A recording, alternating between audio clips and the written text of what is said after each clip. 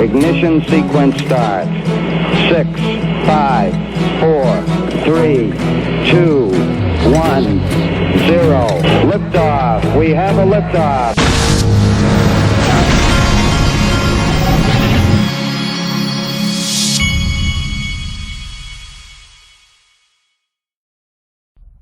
Hey everybody, this is the Digital Asset Investor, and I just got back from the grocery store. It was just me and a bunch of elderly people in the grocery store today. So I had to take my cart, and I had to act like kind of like a race car driver and zoom in and out to keep from getting held up. I'm one of those people that goes to the store and I like to do it quick, in, out. Get out of there and do it in the middle of the day, preferably if I can. I want to show you, this guy had a couple of interesting tweets this morning. And again, I always tell you, I'm not a chart guy, but that doesn't mean I'm not interested to see what some of the people that do the charts say every once in a while, especially when the market's moving a little bit. This guy, Egrag Crypto, XRP update. Chart below is presenting how XRP price behaves after a heavy consolidation within a tight time frame. Usually an abrupt price move follows. We are still having a high level of conviction that we were imitating previous cycle on a long duration. Then he had this one. Now this is interesting. For those of you that don't know, when XRP hit its all-time high, the exact same day XLM hit its all-time high. And they've always seemed to kind of follow each other. If one of them, if XRP is up 15%, XLM somewhere tracking it, having a good day usually. I've always found that to be pretty interesting. XLM update, just keep an open mind for any idea. XLM price is 28 to 37% of the price of XRP. If this range keeps on matching, then XLM will hit $10 if XRP reaches $33. Think about it and do the math from previous data points. The chart below is for indication purposes. I sure hope this person's right. If XLM hits $10 when XRP hits $33, you are listening to someone that will be a happy camper. Now this is interesting. Genesis Trading. Now it's important you understand. Genesis Trading is my understanding is that they are owned by the Digital Currency Group, which is the biggest whale. It's the whale of whales in digital currency. They own a piece of everything.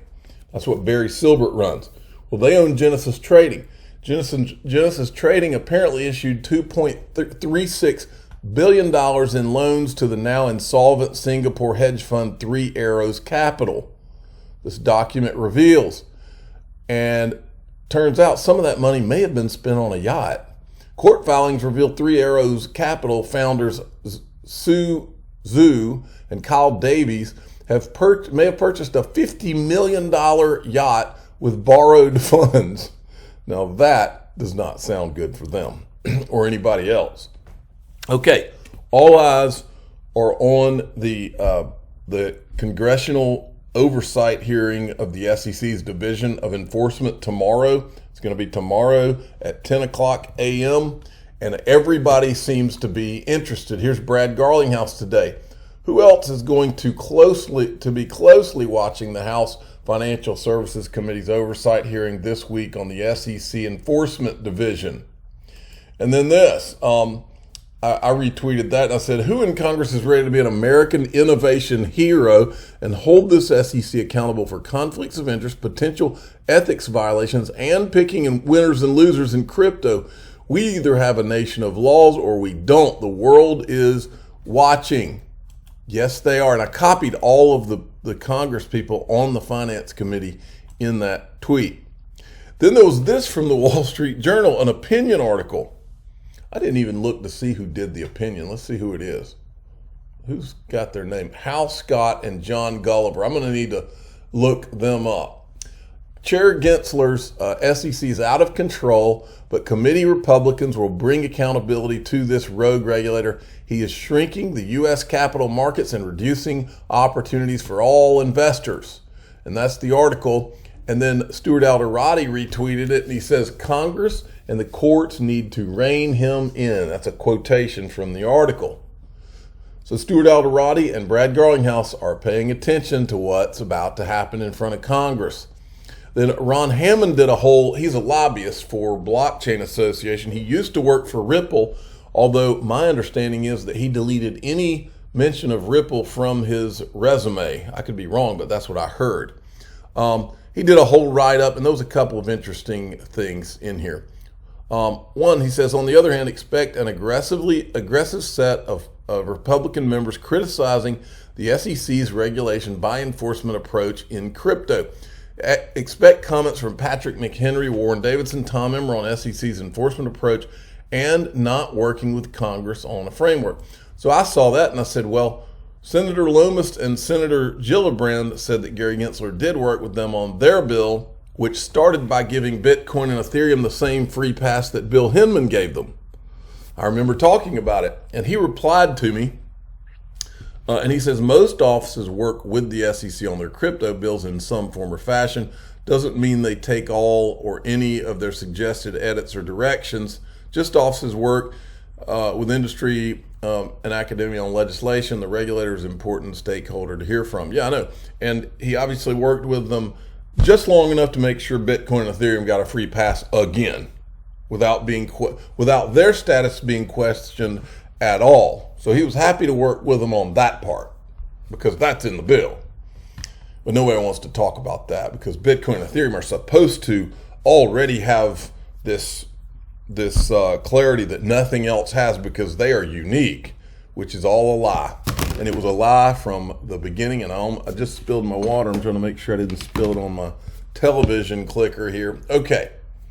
Now, let's check this out. Justin Binance has flipped Coinbase to become the #1 exchange in the world with the most Bitcoin held. Then I told you in my last video I wanted you to see this. Charles Hoskinson, who I think is one of the more honest and smart people in this space, I've met him twice. He is taking Michael Saylor to task, and this guy, you're talking about speaking the truth. Listen to what Charles Hoskinson says. What are your thoughts on Saylor claiming Cardano as a security? Well, Mike Saylor is the Tone Vase of this cycle of, him and Jimmy Song, of this cycle of crypto. So back in the day, we had Tone, and Tone was this podcast. He's still around, and I like Tone. But he had this thing, like, everything's a scam. It's a scam. It's a scam. Oh, it's a scam. Oh, my God, it's a scam. Everybody's scamming. He even had this thing called the Scammies. It was his awards ceremony, the Scammies. So now we got Mike Saylor. He's like, Bitcoin is the way. Again, it doesn't do anything for RealFi. I can't build a decentralized power grid. I can't build... You're hearing the truth, folks. Just listen. Telecommunications company. I can't build decentralized compute. I have no identity solution. It's not programmable, so I don't have dApps and DeFi. I can't even issue an asset, so I have no NFTs, right? It's all outside of that. But don't worry, layer 2 protocols that are highly centralized will somehow solve all of this. Great. So that's great. It's the best thing ever, and it's magical, and who cares about the mining and all this? Everything else is scam, and everything else is security. Nobody controls it. It's completely decentralized, far more than Bitcoin. Has more use and utility. People buy the token not to speculate, which is the only thing they can do with Bitcoin. They buy the token to use it for stuff, I don't know, medical records and whatever the hell else they're doing, because it is real life utility. But that's a security. But the thing that only thing you can do is speculate on is not. I think Mike's head is all fucked up and screwed up. It's just one of those cases where he's dick deep, full dick in with Bitcoin. And so, it's got to work. If it doesn't work the way he hopes, he goes bankrupt. So I don't pay much attention to it. And I don't think it's a productive conversation at all. And frankly, the most difficult, toxic, and useless people to engage with are Bitcoin maximalists. They're not intellectually honest, like Jimmy Song saying that at any given time, a proof of stake system, somebody can just arbitrarily take all your money and shut it down. It's not honest. It's just libel. It's not true. The protocols don't do that. And they feel they have no burden of proof and evidence of the statements that they make. And then they say the only thing that matters is their thing, even though their thing doesn't do anything. Just stores value. Okay. That was perfect. I mean, now Mark Cuban in this clip is he's always telling partial truths. I'll tell you which parts. With Ethereum, it's the same type of thing.